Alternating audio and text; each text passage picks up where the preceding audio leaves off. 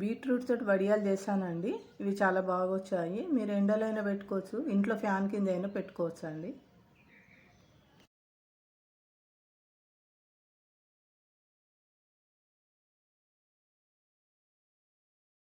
వడియాలు చేస్తున్నా అండి. వడియాలకు బియ్యం నానబెట్టానండి.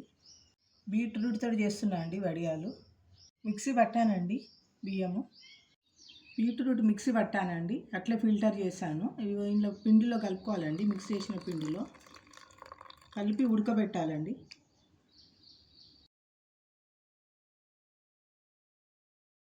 జీరా వేస్తున్నా అండి వాటర్లో. సాల్ట్ వేస్తున్నాను, తగినంత వేసుకోండి. వాటర్ కూడా తగినంత పోసుకోండి, పిండికి తగినంత. కూడా వేస్తున్నా అండి. వేస్తున్నా అండి, కలుపుతూ ఉండాలండి గట్టిగా వరకు.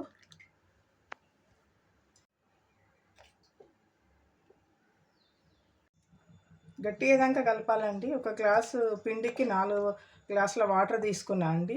ఇట్లా ముద్దల దాకా స్టవ్ మీద కలుపుతూనే ఉండాలి.